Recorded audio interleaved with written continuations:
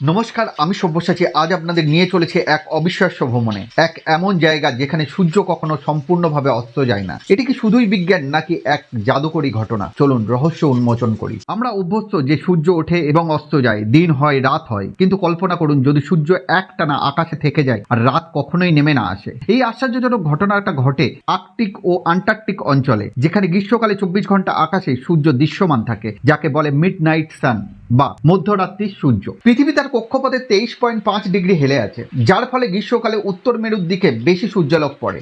যখন আর্কটিক অঞ্চলে গ্রীষ্ম, তখন সূর্য অস্ত যায় না, কারণ ওই অঞ্চলটি সূর্যের দিকে থাকে। এই ঘটনা বিশেষভাবে দেখা যায় মে থেকে জুলাই মাসের মধ্যে, যখন আর্কটিক সার্কেলের অনেক স্থানে সূর্য 24 ঘন্টায় দৃশ্যমান থাকে। ট্যামসো নরওয়ে একটি ছোট্ট দ্বীপ যা আর্কটিক সার্কেলের 220 কিলোমিটার উত্তরে অবস্থিত। মে থেকে জুলাই পর্যন্ত এখানে সূর্য কখনো সম্পূর্ণভাবে অস্ত যায় না। ট্যামসো তার মধ্যরাত্রির স্বর্ণালী আভা ও অসাধারণ দৃশ্যের জন্যই বিখ্যাত। ফেয়ারবাঙ্কাস ও আলাক্সা এটি মিডনাইট সান ফেস্টিভ্যালের জন্য বিখ্যাত, যেখানে মানুষ রাতেও বিভিন্ন উৎসব, কনসার্ট ও বাইরের কার্যকলাপ উপভোগ করে। ভালবার্ড নরওয়ে, এখানে এপ্রিল থেকে আগস্ট পর্যন্ত সূর্য একটানা আকাশে থাকে। এই অঞ্চলটি তার বন্যপ্রাণী, হিমাবহ ও শ্বেত ভাল্লুকের জন্যই বিখ্যাত। যেহেতু রাত নেই, তাই মানুষ অনেক বেশি সক্রিয় এবং তাদের মনে হয় দিনের সময় অনেক দীর্ঘ।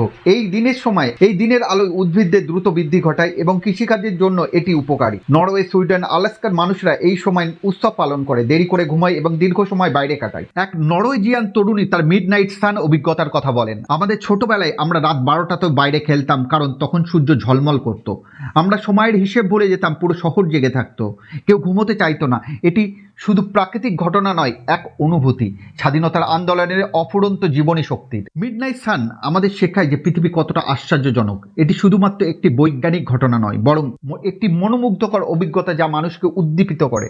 আপনি কি কখনো মধ্যরাত্রির সূর্য দেখেছেন? যদি সুযোগ পান, আপনি কোন জায়গাতে যেতে চাইবেন? মন্তব্য জানান।